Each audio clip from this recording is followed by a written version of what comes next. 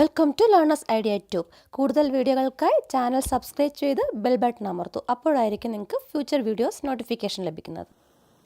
ഇനി നമുക്ക് mirror work കൊണ്ട് എങ്ങനെ ഡ്രസ്സൊക്കെ ബ്യൂട്ടിഫുൾ ആയിട്ട് ഡിസൈൻ ചെയ്യാൻ നോക്കാം.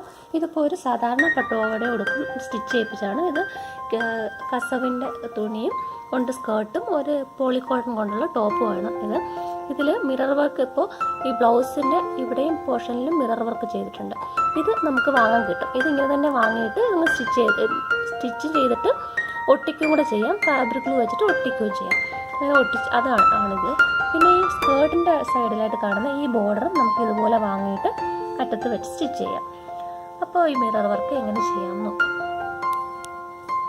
മിറർ വർക്ക് ചെയ്യുന്നതിന് നമുക്ക് ഇതുപോലുള്ള റിങ്സ് വാങ്ങാൻ കിട്ടും. ഇത് ഒരു 10 രൂപയ്ക്ക് കുറേ അധികം റിങ്സ് കിട്ടും നമുക്ക്.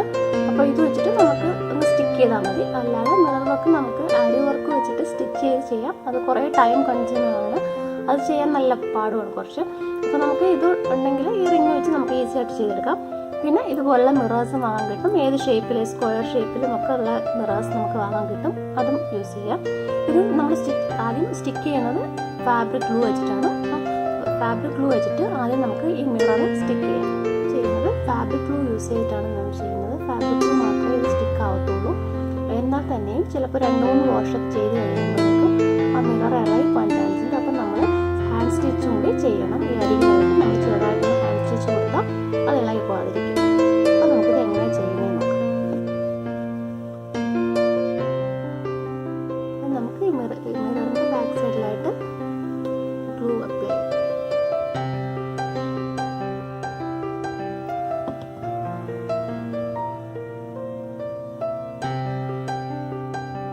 അതുപോലെ ഈ റിങ്ങും അതിനകത്ത് ഫിക്സ് ചെയ്യാം.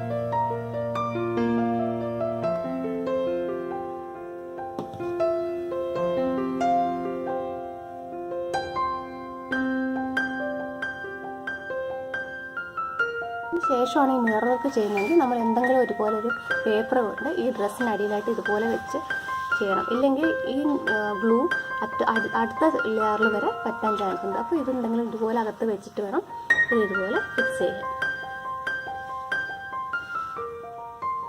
ഇതൊന്ന് ഉണങ്ങിയിട്ട് നമുക്ക് ഇതുപോലെ സൂചി നൂലും കൊണ്ട് അരികിലൂടെ ഒന്ന് സ്റ്റിച്ച് ചെയ്ത് കൊടുക്കാം.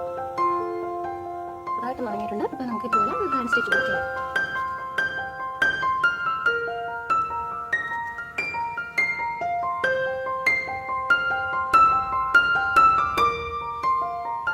നമ്മൾ ഏത് കളർ ഫ്രെയിമാണ് എടുക്കുന്നത് അപ്പോൾ ആ കളർ തന്നെ എടുത്താൽ മതി. അപ്പോൾ ഇതിൽ കാണത്തില്ല, നമ്മൾ സ്റ്റിച്ച് ചെയ്തേക്കുന്നത് കാണാൻ വേണ്ടി.